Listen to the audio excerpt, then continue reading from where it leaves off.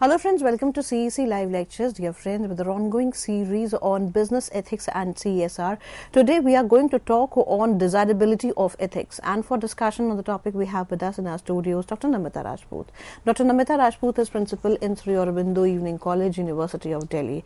Dr. Rajput is an author of numerous books, and her books are appreciated by the students and the academicians worldwide. So friends, let's take advantages from her experiences and let's try to understand today's topic in detail, that is desirability of ethics. Hello ma'am, welcome to the lecture. Good morning friends. Today we have a topic called desirability of ethics. In the present contemporary world, it's the world of fraud, it's the world of problems. So commenting on the business objectives, Karl Marx said, business is all green, only the philosophy is grey. So there's a deep meaning behind it. In terms of that, we talk about the business, that we all are very good in taking whatever aspects of the society, but more or less the philosophy is grey. In terms of whatever we do, we are profit centric. So this is not desirable, because there are so many other objectives in mind which the business people have to fulfill if they want to be a good player in the market. It's like giving back to the society. You're earning because of the society, you have to give it back to the society. But whatever profits you earn have to be, really ethical in terms of whatever strategies you adopt, whatever products you make. So here is the desirability of ethics, and here comes the needs of desirability of ethics. So this Karl Marx comments, business is all green, only the philosophy is grey. So the philosophy behind is that we want to only earn, and we have just one objective, that is the economic objective in mind. What he meant was that the business is all about profits. It brings the comforts only to the owners who are rich and discomforts to all other sections of the society. So who are at the receiving end of the businessmen. That means there is a core philosophy behind it, a core, the object behind it, that is the only objective of businessmen is to earn. So this is only a gain to them and a discomfort and a pain to others. So this is where we talk about the desirability of the ethics. Despite the socialist ideology being relegated to the background in almost all parts of the world, and despite the fact that capitalism is gradually acquiring a human face, this view is still held by the protagonist of the communist philosophy. Business nowadays is still tainted as essentially exploitative and expropriatory in nature. That is, we cannot just have this concept uprooted in the minds of the people, that business means only the profits to the people who are running it. The humanity owes much to the business for its progress. This is very, very important. That is, if we only talk about the self-centric profit vision of the business, we are not going to survive in the present contemporary world.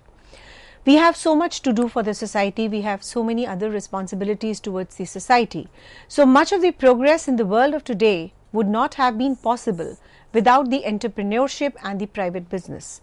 Business is a rational economic activity. It involves a lot of risk, a great deal of planning. It requires planning before initiating a process. So what does it mean?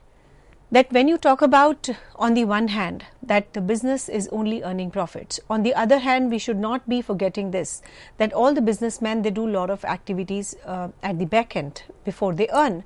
So it is a kind of a reward to them. They take a lot of risk, they do a lot of planning, there's a central planning, and definitely it requires a huge and a very important and a centric plan which has to initiate a business. So whatever we earn, whatever we get, whatever the rewards we get is very, very essential for the business to survive, and they are called as profits.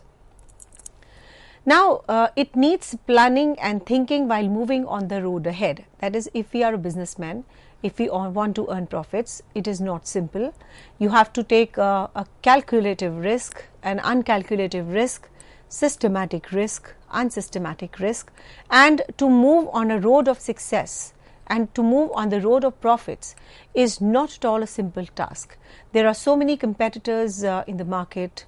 There are so many bylaws in the market which are initiated by the government, by the Pollution Control Board, and all the more there are certain environmental laws nowadays which are primarily most important to decarbonize the economy. So under this complex scenario, it is all the more difficult for a businessman to earn. If he wants to earn, if any of the businessmen wants to earn, they have to really be very cautious about the society, that whatever activities they do is not doing any kind of harm to the society. It is definitely needs a lot of thinking, a lot of planning while moving ahead on the road, and even after completing the task, it requires a thinking to undergo and understand how better one would do and the task completed earlier. It is a science as well as an art. However, everything is not so simple while regards business. Business have their own problems. Earning profits is not a simple activity. Business has to face a lot of competition. Survival in the present globalized world of today, where there's a cutthroat competition, is not a very, very easy task. They have to face a lot of problems with regard to their employees, because nowadays we have trade unionism, wherein the people are quite aware of their wage rates, they are aware of their rights. So you cannot befool them, you cannot bully them. So whatever has been happening in the yesteryears no more holds true. Recruiting, training, retaining of the employees is also not a very easy job.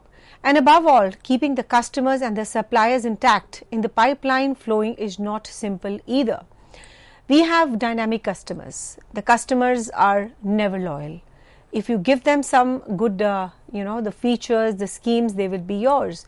If the other competitor shows them the same things, they will be theirs. So in this kind of a scenario, there's a cutthroat competition. The customers have to be very happy. The customers have to really, you have to keep with the toes and the changing taste and preferences of the customers if you want to be a good player in the market and if you want to penetrate the market. Last but not the least, the compliance of the government regulations is equally difficult. Every now and then the government comes out with their own rules and regulations. The government talks about that this is what you have to do and this is what you do not have to do. So under this scenario, it is very difficult to survive. So all the more the businessmen, they tend towards wrong things, they tend to be unethical, because so much of compliance, be it of the government, be it of the society, be it of the employees, be it of the customers, it's all the more a difficult game. So people tend to move on to a digressed direction which is not ethical at all. And here the concept of desirability of ethics comes. In the race of earning profits, it is no surprise, therefore, that the business history throughout the world is replete of instances of fraud, deceit, corruption.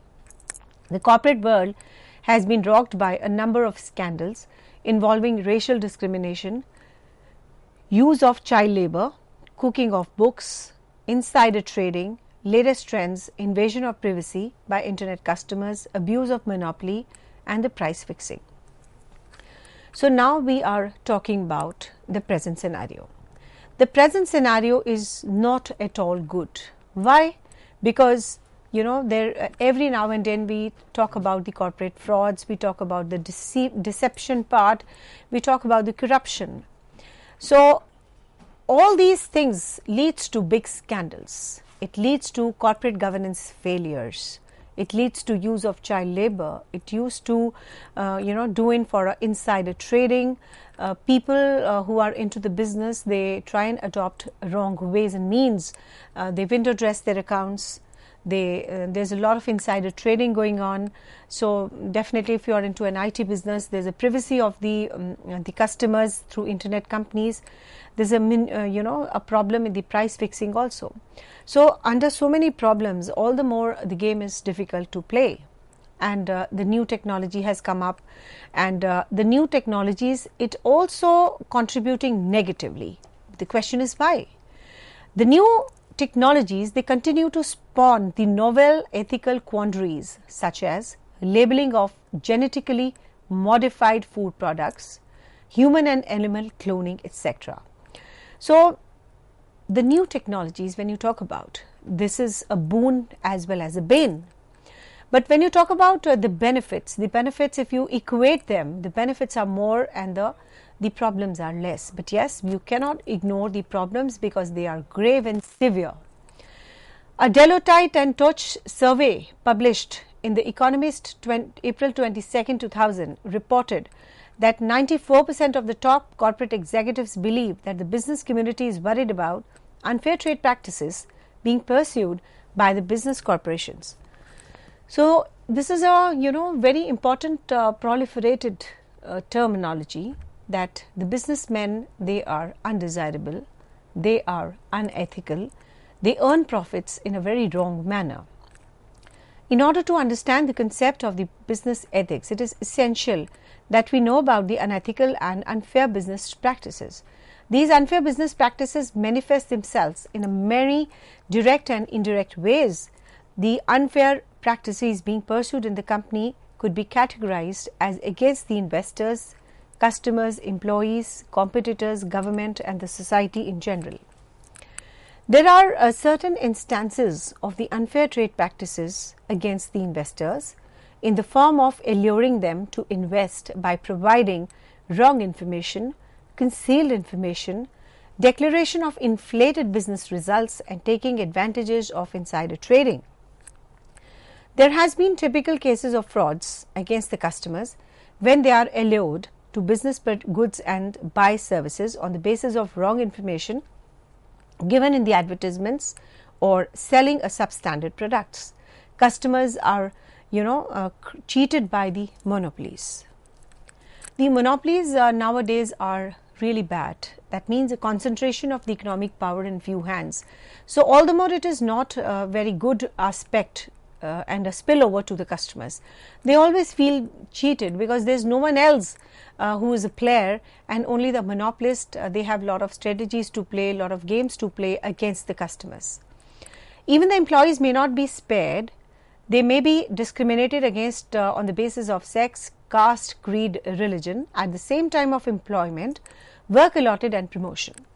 When you talk about the various aspects of the business of today, there are so many ethical issues which we talk about, and that is why the desirability of the ethics is there at every pitch, at every point, at every scenario.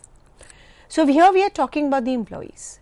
Employees are diverse. Some people are young, some people are old. This is one diversity which we call it as a generational diversity. On the other hand, we have a gender diversity in which we have male and females.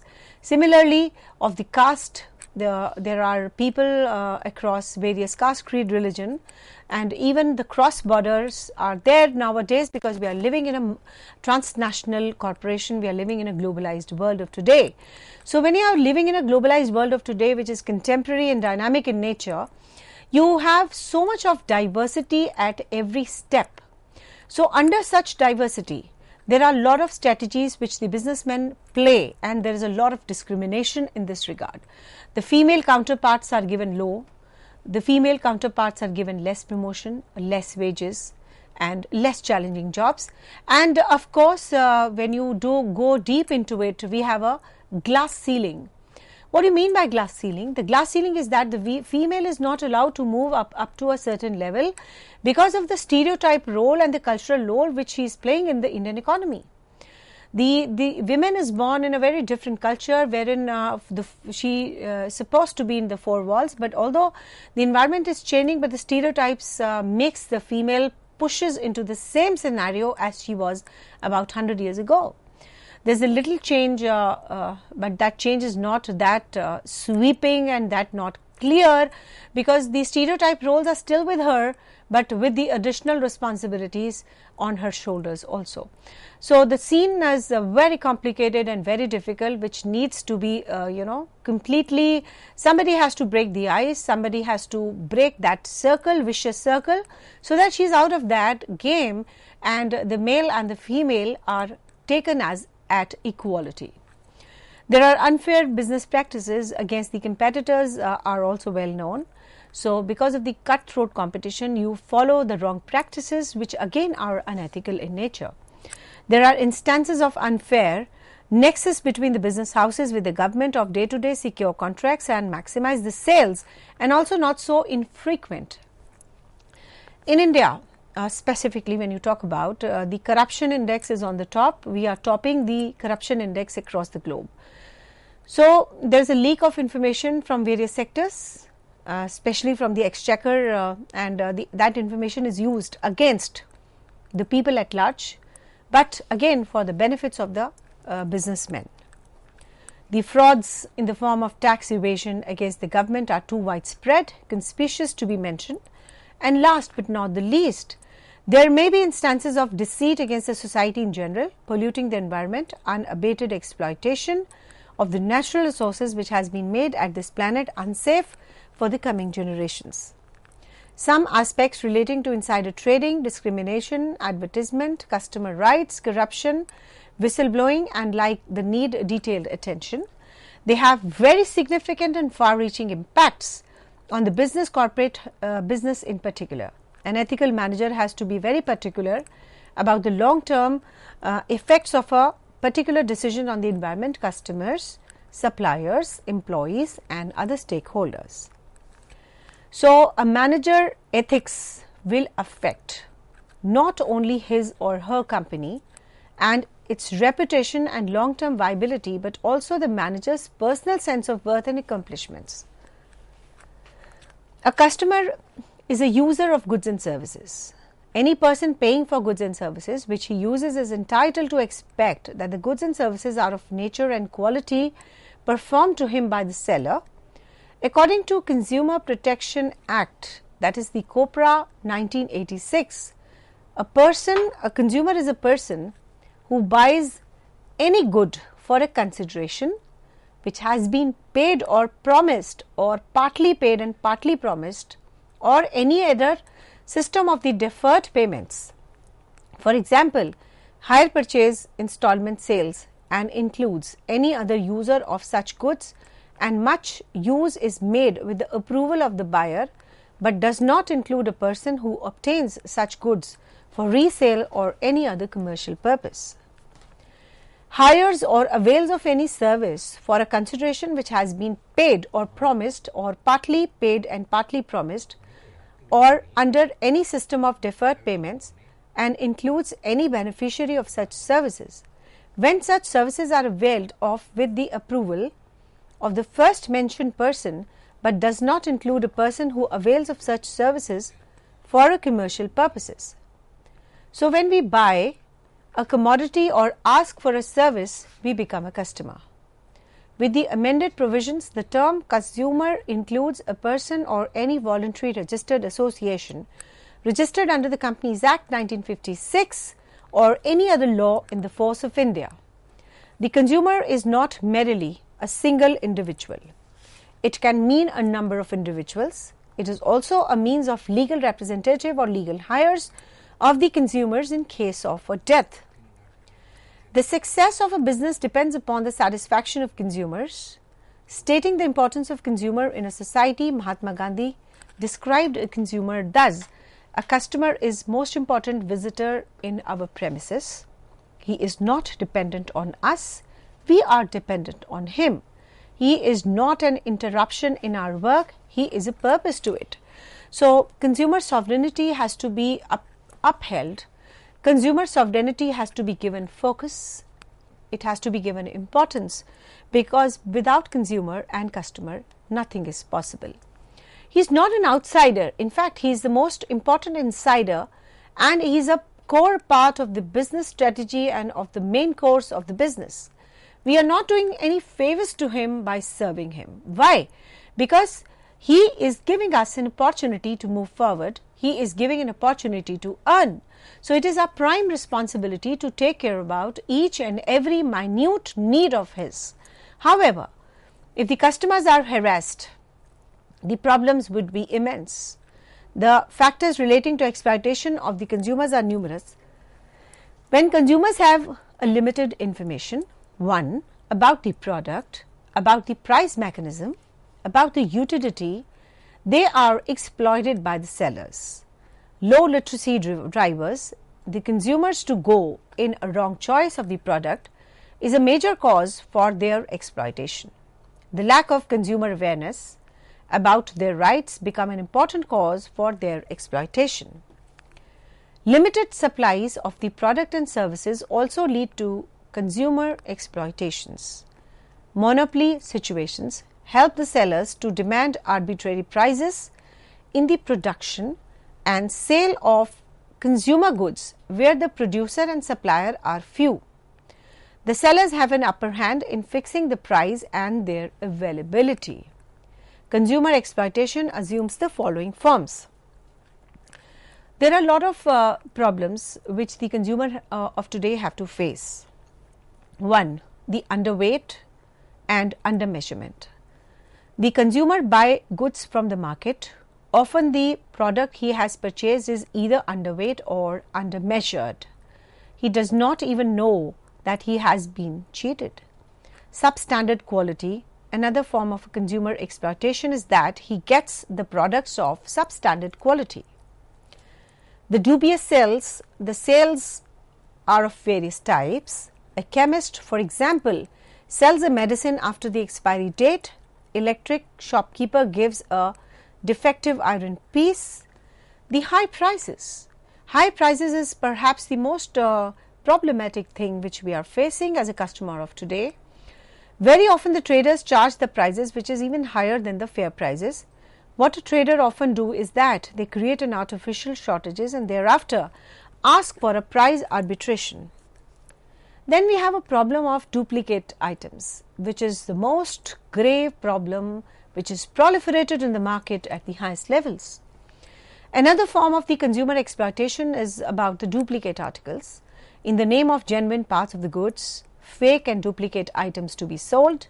We generally hear a shopkeeper use the words the local items and the branded items. In the names of the branded items, the local items are sold as having a better quality. Then we have adulteration and impurity. This is another problem which the customers are facing, because of which there is a desirability of the ethics. Sometimes the adulterated and impulse items are projected better than the real ones and the poor customer gets swayed. And in fact, in costly edible items like oil, ghee, spices, adulteration is done due to the higher profit rates. Such type of exploitation is not confined to loss of money, but includes even the problems are more when you talk about the health issues. Then we have a lack of safety also. This is also one of the biggest problem of today. Electronic goods, electrical devices, the other goods, appliances produced locally lack the required inbuilt safeguards and the cautious. There is a false or incomplete information. Sellers easily mislead the customers by giving wrong information about the product, its price, quality and reliability, life cycle, expiry date, durability and its effect on the health. And because of the false and incomplete information, the customers get exploited. Discussing the consumer rights without talking about the fair business practices is deviating from the issue of ethics in business. The COPRA, that is the Consumer Protection Act, recognizes 6 rights of the consumers. Now, what are the rights? First, safety. Second, information. Third, choice. Fifth, right to be heard, right to be redressed and the right to consumer education. Now, the principle of caveat emptor. The caveat emptor means let the buyer beware. That is, the consumer must verify the things himself before he buys the product. It has given away to the dictum consumer is the king of the market. Why has the consumer become a king, or why he has become important or honorable? This is so because in an ages of mass production economy, where the advertising has become a major tool for sales and sales promotion, there is a little contact between the producer of the goods and its users. Often the sellers make exaggerated claims in advertisements which they do not intend to fulfill. This is the form where the consumer exploitation starts, and he needs to be protected against the monopolistic, collusive, predatory, restrictive and unfair business practices. Therefore, we need to discuss the advertising in detail. Now, what the advertising is all about? Advertising is a paid media. Advertising is usually described as a business of drawing the public attention to goods and services. It is a public promotion of goods and services. It is a paid form of communication, a message by the use of various media, usually persuasive and designed to influence the purchasing behavior or through patterns. Advertising implies making known or calling the public attention to a product or a service of a company by means of paid announcements so as to affect the perception or arouse the consumer desire to make a purchase or take a particular action. The marketing glossary defines advertising by highlighting three of its basic objectives: to inform the consumer about the new product, the product uses, the service availability or other facts that needs to be known by the customers, to persuade an audience to purchase a product, change brand preferences or perceived a product differently, to remind the consumers about the need or the use of the product or place where it is available. So, it is basically about the reinforcement of the information dissemination so that the customer knows that yes, we are there in the market. It is a paid channel, it is a paid communication, and the commercial advertisement is sometimes defined as a form of information, and an advertiser is one who gives the information. Advertisement, however, often do not include much objective information for a simple reason that primary function is not that of providing an unbiased information. The primary function of commercial is to resell the product with the proactive buyers. Whatever information they happen to carry is subsidiary to the basic function and usually determined by it. As such, the commercial advertisement can be defined as a certain kind of communication between the seller and, of course, the potential buyers. It is distinguished from any other form of communication by two features. One, it is publicly addressed and has a widespread social effect. Secondly, the advertisements is indeed to induce several members of its audience to buy the seller's products, and the ethical implications of advertisements can be examined in the light of these features: its social effects, its creation of consumer desire, and its effect on the consumer beliefs. Thank you so much. With this note, thank you, ma'am. Thank you so very much for giving us this session on desirability of ethics. And friends, there is a lot more for you. So if you wish to have more and more information on the topic, you are requested to be with us as we are back after a short break. Thank you.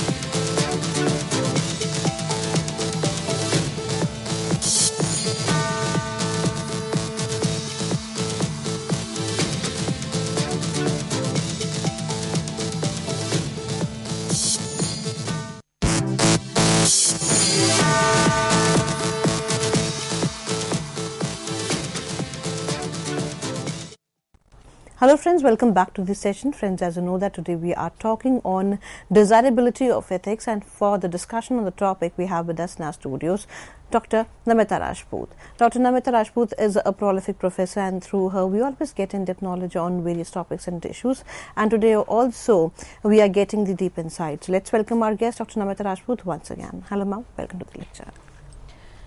So in this part we are discussing the factors and the forms of exploitation of the consumers. In this we took a small part in the last session, which is the advertisement. Advertisement is perhaps the most important paid media channel of communication, wherein the public attention is the highest with the lowest cost. Advertisement gives you a communicative message to the customers at large through the media, which is definitely persuasive, designed to influence the purchase behavior and converting the thoughts into buying action. It implies that about knowing or calling the public attention to a product or a service of the company by means of paid announcement, so that it affects the perception or arouse the consumer desire to make a purchase or take a particular action. The marketing glossary defines advertisement by highlighting three types of objectives. 1. To inform the customers about the new products. 2. To persuade them to buy the products. And 3. To remind. So there are basically three aspects: information dissemination, persuasion and the reminders. The reminders is about specifically those sellers which are there in the market for quite long, and just a reminder gives them a clue to the customers that they are still there and catering to the needs of the customers. Then we talk coming on to the commercial advertisements, which is definitely sometimes is a very important form of information, and the advertiser as one who gives the information. It is definitely includes the objective information about the product, for a simple reason that primary function is not that providing the unbiased information. The primary function of the commercial advertisements, rather it is to sell a product to a prospective buyer. Whatever information they happen to carry is subsidiary to the basic function and usually determined by it. The commercial advertisement can be defined as a certain kind of communication between the seller and the potential buyers. It is different from the other channels of communication because it is publicly addressed, it is widespread, it has social impact, and secondly, it is indeed to induce the several members of its audience to buy the seller's products. The ethical implications of the advertisements can be examined in the light of these features and the social effect its creation of consumer desires, and it definitely affects the consumer beliefs. Advertisement has been called the most influential institution of socialization in the modern society. Americans are stated to be culturally conditioned by the advertisements. It has the power to change a set of values held by the collective majority, and it can influence the people to switch their attitude regarding things which they might ordinarily think of as morally wrong to an attitude and it is morally right to be acceptable. We are influenced by advertising from the earliest age onwards. The slogan, catchwords, values, mottos and other lessons are tattooed on the young minds even before the young people learn to read that. They displace, contradict and of course cancel those lessons and values which education seeks to teach and inculcate. Advertising is all pervasive, appearing in many modes and media. It is a pervasive presence in the society on television, radio, magazines, newspapers, handbills, posters, billboards, direct mail, on the internet. Advertising is everywhere. It is a part and parcel of the modern contemporary world of today. We are besived with the commercials at the airport, baggage carols on the corporate telephone lines, on flashing screens in the local markets. It is a very, very big industry. It is repetitive, that is, it has a reinforcement of the same and the similar ideas relentlessly. Advertising has an information component which serves as a vital function in the society. It is definitely a widespread dissemination of the information about availability of the product, about availability of services, and we would not have a high technological standards of living which has so elevated and enhanced the quality of our lives. It is professionally developed with all of the the attendant research sophistications to improve the probabilities of attention, comprehension, retention and behavioral impact. And The Economist reported that the worldwide advertising and marketing cost came to $120 for even a single person in the world. It is even bigger, bitter and added dimensions of the internet marketing. The American business spends about $167 billion annually to give sales pitches via images of the product in the advertisements. David Cotton, a former Harvard Business School professor, has noted the advertisement far exceeds the education spending delivered to an audience that is increasingly dispatched from traditional sources of culturally influence like families, churches and schools. The defined and the direct role of advertising is to create and stimulate the demand, establish the markets, help the customers satisfy their wants and even earn the profits for the companies. Its indirect role is to help and control the quality standards of the goods, maintain and sustain the market, create a goodwill of the products and services throughout the goodwill for the business in the market. It is definitely a very powerful tool. It's a very powerful source of information dissemination and definitely also a source of persuasion. Ethics in advertising is very important as it is an other walk of life. It is important, it has the ethical norms, it may be identified and spelled out. The following may be especially noted as far as the ethical aspects is concerned. So, we are now coming on to the ethical aspects of the advertising. 1. It is morally wrong to use manipulative, exploitative, corrupting methods of persuasion and motivation, which we generally notice in the market of today, that people are manipulative, people are exploitative in nature, and they try and adopt certain wrong ways and means to persuade the people and motivate them. There have been attempts which have been made to ensure that people are not swayed by the advertisement techniques. The products, for example, placed in superficially glamorous settings and associated with superficially glamorous people should be avoided. The truth should not be allowed to distort the facts in advertising. What really does not exist should not be implied and reflected in advertising. The dignity of human persons should be respected in all forms of advertising. Advertising should not become a vehicle of pursuing a deformed outlook on life, on family, on society, on culture, on religion, on morality. The advertisement that fosters a very lavish lifestyle, which wastes the resources and deposits the environment, is a war against the ecology. This has to be really noted and should be very firm in the minds of the consumers. This should not be allowed in any form of advertisement because, to flourish and a lavish lifestyle is not everyone's cup of tea. Those who are born with a silver spoon can enjoy this, but those people who are hand to mouth, they feel that they are being, the marginalized section of the society. So, anyways, at any cost, the promotion of the lavish lifestyle should not be allowed in the market. No advertisement should reflect the competitiveness of the rival products. The dairy products, for example, should not be shown competing with Amul products in any advertisement launched by the mother dairy. Advertising offending the women, the disabled, aged and the minorities should be severely dealt with. We take the positions that the advertising in itself is neither morally good and bad, but the ethics of the advertisement has to do with the evaluation of the content and the techniques which have been used in the deployment of the bits of the advertisements. Now, I would like to mention here that there are so many types of advertisements which we see in the present world of today, in which the role of the women in a stereotype is promoted. The women is taken as a sex objective. 2. Certain levels of emotional content and the other aspects of the advertising, that is emotional content of the advertising, is shown when the children are shown in the advertisements. So to my knowledge and to my feeling, that this aspect should be avoided, because the female and the children are the most vulnerable section of the society, and mostly the marketers, they target the females because and the children, because they are impulsive buyers.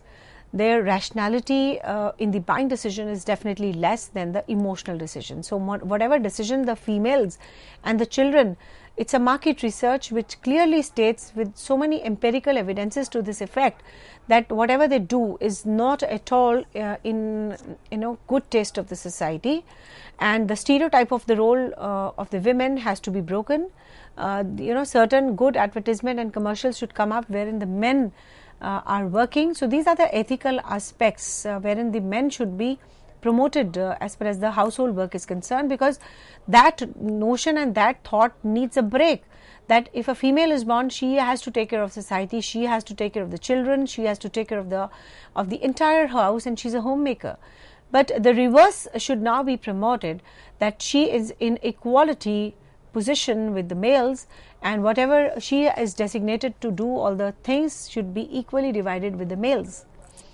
So these were the few issues, key issues, which I wanted to promote and already discussed here.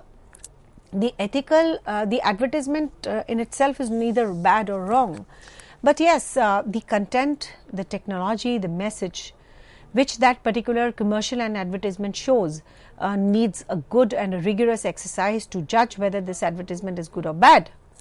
So now I am coming to the ethical issues of advertising. There are several ethical concerns that are discussed in the available advertising literature. One ethical concern is that the ethical advertising tends to ratchet up the quest for material gains, leading to the consumers to believe that the happiness depends on attaining a high material standards of living and acquiring more and more standards. So this is one of the primarily a very important concern when you talk about the ethical aspects of advertising, that we are focusing on the material gains. So material gains is leading the customers to believe that happiness can only be connected and related to these kind of products. So this is wrong again. So we should not be attaching these kind of notions with the kind of products which we always attach. That is, if we have more and more of material things, it will lead to more and more of happiness. So this concept has to be completely ignored, completely left out. Very little advertisement gives the emphasis on the spiritual goals, on big picture of what matters in life or transcendent concerns. Advertising often fosters the philosophy that human happiness depends on the possession of or prestige value of the material things. Another complaint is that advertising often generates its own values, artificial or false as the case may be, as to what is good for the consumers. The attitude not whether the consumer needs or want a particular product. Now, advertising strives to portray a product as something so appealing that you ought to desire these things, that you need it and that you should buy it. Many think that advertising industry is too dominant in setting the societal values. A further complaint is that advertising often plays a very significant and the physical appetites, the body, the pursuit of pleasure and the avoidance of pain. Preoccupation with the body in the advertising affects the men and the women alike by making them more susceptible to persuasion. The next general ethical complaint is that advertising strives to bypass the rational thinking. Successful advertising campaign can persuade the people to do all sorts of things, to consume goods and harmful to themselves like tobacco, junk food, alcoholic drinks, and they are relatively useless such as cosmetics. The advertising is also a kind of an entertainment often faced with artificially superb photography, special effects, very clever slogans, acting and music. So with the use of these kind of puffery and exaggerated the angle of the advertisements, the customer is lured to buy the things which he doesn't want. because he is the victim of the puffery, the super slogans, the clever slogans, which are never, he would end up and eventually buying those things which are never a part and essential for him to buy. This is the power of advertisement, that advertisement can even force the customers, bald customers, to buy the combs. The entertainment techniques which otherwise come under the rubric of pure art are deployed to attract and keep attention of the viewers and make them more susceptible to the persuasion. The law says that advertisers have a moral duty to tell the truth about the product or service advertised. But often something quite opposite is the subject of an advertisement. The claims are often made that a particular object is the best and the most desirable. The critics of the advertisement claims that it has been a several adverse impacts on the society, and of course it degrades the people taste, preferences, valuable resources, and creates the monopolistic power in the society. A familiar criticism of the advertisement is that it debases the taste of the consumers, of the public, by presenting irritating and aesthetically unpleasant displays. More to the point, to the criticism that the advertising debases the taste of consumers by gradually, subtly inculcating the materialistic values and ideas about how happiness is achieved. A major second criticism against the consumer is that it is wasteful. The economists sometimes distinguish between the product cost and the selling cost. The selling cost, which includes the cost of advertising, does not improve the product but persuades the people to buy, and as such it may be termed as a wasteful activity. Advertising appears to be very effective for individual companies, not because it expands the consumption, but only because it shifts the consumption away from the product to another. It is stated to be an act of lying, projecting and lies to the customers. So normally we have a thought that whatever the advertisement shows, whatever it has, whatever effects it has, whatever clever slogans it has, it is definitely an act of lying and projecting the lies of the consumers. It is substantial misallocation of the economic resources, whereby the considerable portion of the economy which could be do something useful is definitely wasted. For example, for each packet of milk sold in the market, more money is spent to place a colored picture on the packet than actually does it to a milkman. So again, this is a big problem. Advertisement is no guarantee of the quality of the product. This is another thing. It is just it is a process of information dissemination, reminder and persuasion. It does not fulfill its expected role in the manner in which it is practiced. Sometimes the advertising takes the form of propaganda rather than the expression of reality. Advertising conceals more than what it reveals. It presents the distorted image of the reality. It does not help to create the awareness with regard to the product, nor does it provide an accurate information. Its information is always on exaggerated ones, largely misleading and potentially wrong. It does not give information which the customer or consumer wants, but one of the seller wants to give. The sellers, for example, are not inclined to advertise negatively aspects of their own products, even though these aspects may be primarily concerned to the consumer, particularly if they involve the considerations of health and safety. Advertising has usually a negative effect also in the minds of people. All advertisement related to smoking induce people to indulge in smoking, notwithstanding the statutory warning. Smoking is injurious to health. It is not selling the best products, it is a selling of the best images. The advertising industry has a strong take in producing the ads which will get their message across to the women. Women are responsible for about 80% of the consumer spending, and she is considered to be an impulsive buyer. That is, when she buys, the emotional content as far as the decision making is concerned is the highest. The overall women account for approximately 70% of the total retail sales in the United States, not just cosmetics and fashion ads, but also ads for many of the other products and services, especially target of the women and the teenage girls. However, the portrayal of women in advertisement hurts us because sex appeal, the use of erotic stimuli have been made in forefront in the advertisement industry from its earliest conception. Why so? Why female is only taken? Why not the males are taken? So this has really taken a toll on the image of the Indian women in the Indian advertisement industry. Now, ethical issues of advertisements. Again, advertisement, for example, almost as long as it has existed, has used some sort of sexual cells. However, promising seductive capabilities, sometimes more simple attraction of our attention with sexual stimuli, even if the irrelevant of the product or selling a product, a canon of advertisement proven and tested is there. The sexual arousal affects the people to form an attitude. The human female is used as a means of attracting the attention to a product and services. Many advertisements are therefore designed to have an erotic effect on the individuals.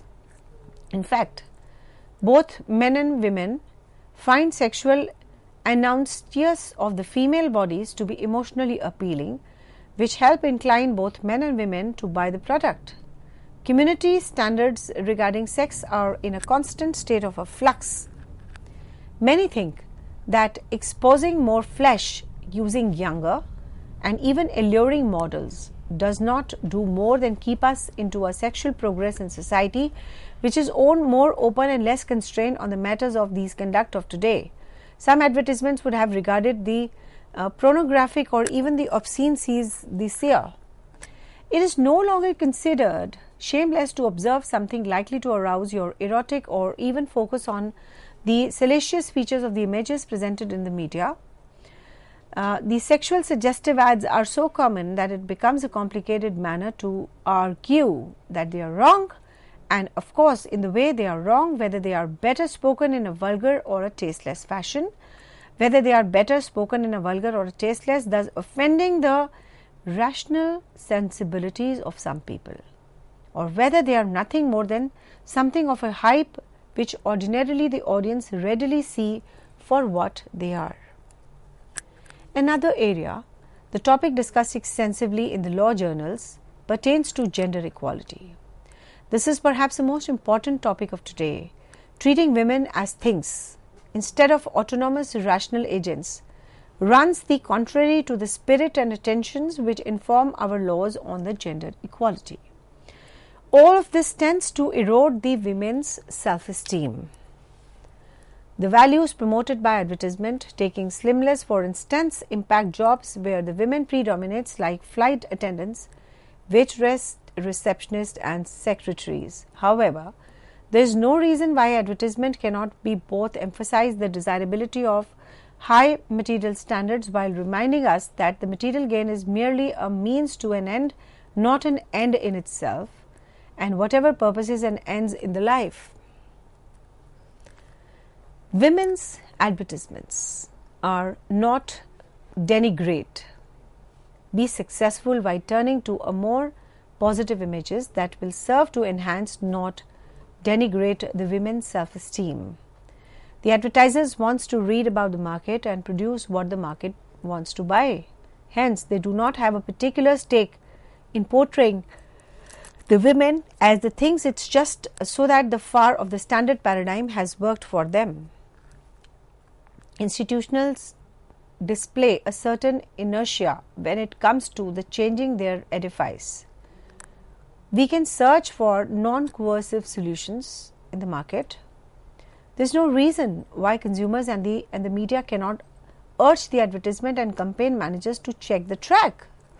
However, such a shift would often women a more human, approachable, intimate, interpretation of beauty, more to do with the inner beauty than idealized, unattainable standards.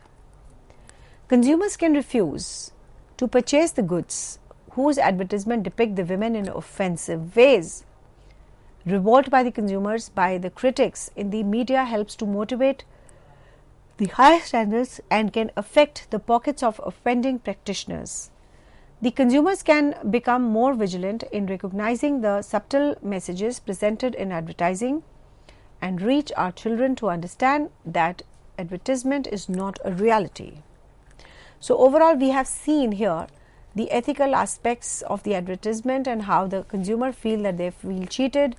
The use of puffery, exaggerated claims, etc. is not good for the economy, and of course it is one of the ethical question mark. So, in today's lecture we have talked about the desirability of ethics, about the unfair business practices which we adopt today to earn the profits. So, let me give you a recap. We started with a Karl Marx the saying that business is all green, but the philosophy which we adopt is grey. What does it mean?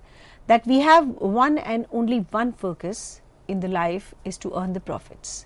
Without considering the fault, without considering the problems, without considering the society's considerations, we are just moving and moving and moving in one direction, that is to earn profits. So, this is not a desirable condition for the society at large. Whatever we do, whatever we have to consider in life in terms of earning profits, it has to be very pertinent, very specific, but should be avoiding any kind of exaggerated claims for the society at large. So, overall the profits would be good if they are earned in an ethical manner. So, overall despite this thing, there are so many ideologies which are coming up, but still we have one picture in mind, that business is always exploitative in nature and expropriatory in nature. This image has to be washed out. A lot of thought process has to be taken into consideration. There has to be a sea change in the way the people think, in way the consumers feel is good. So, overall we can say that the ethics is desirable because of the unfair trade practices which are happening around the world, and specifically the major problem is in the area of advertisement, which we have discussed in detail. Thank you so much. With this note, thank you ma'am, thank you so very much for giving us this session on desirability of ethics. Friends, you are requested to write to us at info.cec@nic.in. Here you can post your questions as well as your suggestions and feedbacks too. We are going to meet again very soon. Till then, take care. Goodbye. Thank you ma'am, thank you once again.